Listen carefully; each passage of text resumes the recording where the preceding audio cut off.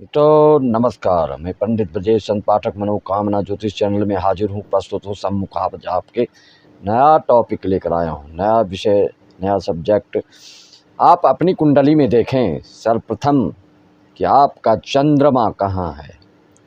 चंद्रमा को मन का कारक बताया गया है। आप जानते हैं कोई भी काम मन से ही होता है। एक कहावत भी है, मन के जीते जीत मन के हारे हार। मन से आप जिस चीज़ को जीत लेंगे उस चीज़ में आपको सफलता अवश्य मिल के रहेगी। पहले ही हिम्मत हार देंगे तो उस चीज़ को कभी आप प्राप्त नहीं कर सकते। किसी की भी कुंडली देखनी होती है तो सर्वप्रथम हम लोग जो वैदिक ज्योतिष विद्याओं से अवगत हैं और विज्ञ हैं, जानते हैं, अच्छी तरह से अध्ययन जिन्होंने किया, तो ज़रूर कुंडलियों में देखने से पहले सबसे व्यक्ति को पहले स्वास्थ्य से संबंधित और मन से संबंधित ही देखा जाता है, तभी और ग्रहों का फल शुभ या अशुभ मिल पाता है। जिसका मन ही शुभ ना हो, शुद्ध ना हो, निष्कपट ना हो, निश्चल ना हो, निर्विकारी ना हो, वही आगे तरक्की किसी भी क्षेत्र में कर सकता है। मन अगर आपका कलुषित है, दूषित है, दुष्ट हृदय से परिपूर्ण है, आपके मन में दुष्टता है, कटुता है, कलुषता है, संकीर्णता है, विचारधारा संकीर्ण है, तो आप किसी भी क्षेत्र में ज़्यादा से ज़्यादा यश, कीर्ति, पद, प्रतिष्ठा प्राप्त नहीं कर सकते। कर भी लेते हैं, ऐश्वर्य वैभव से परिपूर्ण हो भी जाते हैं, तो घर में सुकून नहीं मिलेगा, सुख शांति नहीं मिलेगी। मन में बेचैनी, व्यग्रता, व्याकुलता लगी रहेगी, जिससे कि आप देखते हैं कि बड़े बड़े घरों में सुसाइड का केस आता है, आत्महत्या की बात हो जाती है। तो क्यों होता है? मन से ही होता है। एक से एक गरीब व्यक्ति भी, मजदूरी करने वाला भी अगर मन का मजबूत है तो 100 साल जीकर संघर्ष करके मजदूरी करके जीता है। जिसका चंद्रमा कमज़ोर है कुंडली में, तो चाहे उद्योगपति क्यों ना हो, बड़े बड़े घर के रहने वाले क्यों न हो, आप देखते हैं न्यूज़पेपर में, दूर संचार में के द्वारा आप अवगत होते हैं, देखते हैं, हर जगह आप सुनते हैं कि सुसाइड कर लिया। ऐसा क्यों होता है? मन के कारण। मन का तात्पर्य आपकी कुंडली में अगर चंद्रमा कमज़ोर है, दूषित है, गलत ग्रहों से, क्रूर ग्रहों से युति बना रहा है, तो आप अच्छी सुख शांति की कभी कल्पना नहीं कर सकते। आपकी ज़िंदगी में अनहोनी घटना होती रहती है। कोई समय आपके जीवन में अगर आपने जीवन जी भी लिया तो आप अपने जीवन में ऐसा अनुभव अवश्य किए होंगे या करने वाले होंगे या कर रहे होंगे कि आपको जीवन से कभी न कभी उबाऊ, बेचैनी, व्यग्रता, इस जीवन जीने से मन उबने लगता है और मन में गलत विचारधारा आने लगती है। मित्रों, हम आगे बढ़ते हैं। आपके चंद्र को कैसे समझें कि आपका चंद्रमा कमज़ोर है या बलिष्ठ है। कमज़ोर चंद्रमा के लक्षण हम आपको बता रहे हैं। यह बात आप अपने से मिलाकर देखें। अगर ऐसी बात आप पर लागू होती है तो आप अपनी कुंडली का विश्लेषण करवा सकते हैं। अपनी कुंडली को देखकर आप समझ सकते हैं कि आपका चंद्रमा कमज़ोर है। चंद्रमा चाहे वह प्रथम भाव में हो या द्वितीय भाव में हो या किसी भी भाव में हो, वैसे तो चंद्रमा का गोचर फल के अनुसार प्रथम, तीसरे, षष्ठम, दशम, एकादश का शुभ माना गया। लेकिन मैं अभी गोचर फल नहीं बता रहा हूँ, आपकी कुंडली का भाव फल। भाव फल के अनुसार चंद्रमा किस भाव में आपका शुभ है अशुभ है वह तो बाद की बात है, लेकिन किसी भी जगह आपका अगर चंद्रमा कमज़ोर है तो निश्चित है ये लक्षण ये आप उसमें पाएंगे। तो चलिए हम श्री गणेश करते हैं। कमज़ोर चंद्रमा के लक्षण क्या हैं? अगर आपकी कुंडली में जिसका चंद्रमा कमज़ोर रहता है तो उसके स्वभाव में, उसकी सोच में और उसके मन में क्या क्या दुष्प्रभाव डालता है, उसको भली भांति से हम समझेंगे। खासकर जिसकी वृश्चिक राशि है, जिसके चंद्रमा नीच राशि के है, अगर वो गलत युति बना रहा हो तो ये लक्षण अवश्य में भी दिखेंगे। और दूषित है तो क्रूर ग्रह से युति है तो दृष्टि संबंध हो तो सतर्क रहने की आवश्यकता है, शांति की आवश्यकता है। आप जानते हैं लोगों में पागलपन, विक्षिप्तता, मिर्गी आदि, बरसात महीने में इनका प्रकोप बढ़ जाता है। ये भी मन से संबंधित बात है।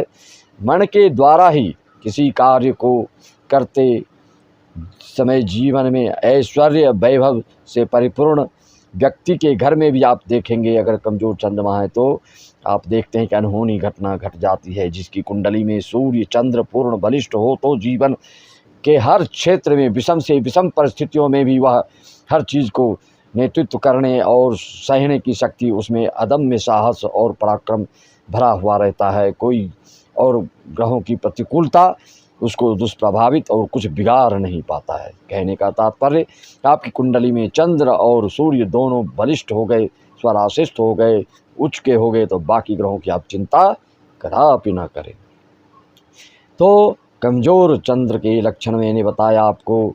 तनाव, चिंता, अवसाद, मन में पॉजिटिविटी की कमी, मन में हमेशा निगेटिविटी वाली बातें आनी, हतोत्साहित वाली बातें आना और नकारात्मक बातों को मन में आना, आप समझ जाइए कि आपका चंद्रमा कहीं न कहीं कमज़ोर है या दूषित है। जब भी महादशा, अंतर्दशा, प्रत्यंतरदशा, सूक्ष्म दशा, प्राण दशा आदि के अंतर्गत जब योग बनता है तो आदमी के यहाँ, उसके परिवार में, उस व्यक्ति के साथ अनहोनी घटना घट जाती है।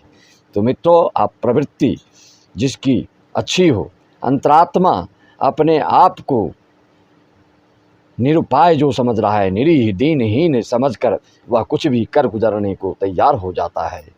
जो भी आप देखते हैं, रेल में कट के मर जाना, आग लगा लेना आदि आदि दुर्घटनाएं लोग जो अपने साथ घटित करते हैं, यह चंद्रमा कमज़ोर होने का ही कारण है।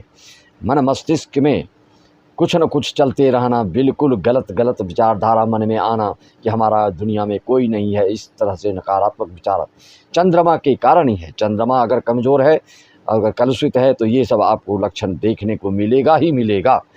केतु से संबंध अगर बनाता है तो माइग्रेन, पागलपन, याददाश्त की कमज़ोरी, कोई भी सामान रख के बार बार भूल जाना, 2-4 दिन के बाद मिलना, ये सब कमज़ोर चंद्रमा के ही लक्षण हैं। शक्ति से हीन होते हैं। चंद्रमा अगर कृष्ण पक्ष के अमावस्या के लगभग अगर जिसका जन्म होता है और अगर गलत ग्रहों से युति बनाता है तो ऐसे लोगों में ये लक्षण अवश्य ही पाए जाते हैं। आप देखेंगे कि वो बार बार निराशाजनक की वाली बातें करते हैं और वो आशावादी नहीं होते हैं। भविष्य को लेके बिल्कुल रोते रहते हैं, डोलते रहते हैं, विचलित रहते हैं। कमज़ोर चंद्रमा के कारण ही ऐसे व्यक्तियों के लिए मैं एक से एक उपाय बताता हूँ। वर्तमान में श्रावण मास चल रहा है, इस बार मले मास पुरुषोत्तम मास में लग रहा है।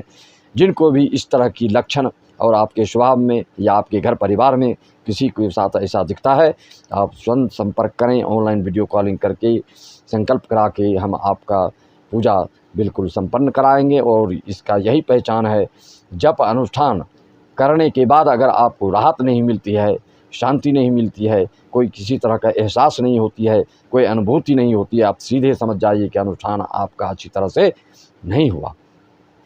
मंत्र का इतना प्रभाव है, आप देखते हैं, कहते सुनते हैं कि इसने मंत्र मार दिया। मंत्र जाप मम दृढ़ विश्वासा, पंचम भजन सुबेद कासा।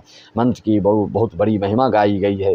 मंत्र के भी कई प्रकार हैं, आप लोग सब जानते हैं, चाहे तांत्रिक मंत्र हो, चाहे वैदिक मंत्र हो, चाहे गायत्री मंत्र हो, जो बीज मंत्र हो, जो भी मंत्र हो, लेकिन विधि विधान से अगर आप कराते हैं तो निश्चित ही फल मिलता है। इसमें कोई शंका की गुंजाइश नहीं। अगर शंका करते हैं तो हम समझिए या तो गलत अनुष्ठान करा के आपकी अश्रद्धा हो गई, ये विश्वास उठ गया। ऐसे लोगों से अगर आपकी शांति नहीं मिल रही तो आप डायरेक्ट वीडियो कॉल करके संपर्क करके अपनी शांति करवा सकते हैं। मित्रों, आपका कुछ टोटका भी आपको बता देता हूं कि जो निरुपाय हैं, जो सक्षम नहीं हैं, जो अक्षम हैं या संपन्न हैं, ऐश्वर्य वैभव से परिपूर्ण हैं, महाकंजूस हैं, हम जान दे देंगे तो दे देंगे लेकिन हम कोई भी धार्मिक चीज़ में व्यय नहीं करेंगे, ऐसे भी लोग आपको देखने को मिलते हैं और हमको भी मिलते हैं। फिर भी जगत कल्याण के लिए हम इस उपाय को बताते हैं, आप करिए। आपके संबंधित, आपके सहृदयी, आपके आत्मीय जन में भी इस तरह के कोई लक्षण दिखते हैं तो उनको भी शेयर करके अवगत कराएं, लाइक करें, बेल आइकन दबाएं। टोटका मैं बता देता हूं, उसको आप अवश्य करें। ऐसे जातक को दूध चांदी का दान अवश्य करना चाहिए और सोमवार रविवार को श्वेत वस्त्र ही धारण करें और श्वेत खाद्य पदार्थ का ही उपयोग करें और नारियल आदि खाएं तो आपको इसमें राहत मिलेगी। अगर गुरु के साथ चंद्र आपका कमज़ोर है तो आप हर गुरुवार को गाय को गुड़ खिलाएं। और ज़्यादा विचलित हैं, ज़्यादा दिक्कत है तो ये टोटका कम दिक्कत है तो कर सकते हैं, विशेष दिक्कत हो तो आप इसके लिए 1.25 लाख जाप इस मंत्र को कुंडली की विश्लेषण करवा के देख करके सावन मास में कराएंगे तो आपको पूर्ण शांति मिलेगी। मित्रों, इसी वाणी के साथ में अपनी वाणी को विराम देता हूँ। सभी मित्रजनों को राम राम एवं यजमानों को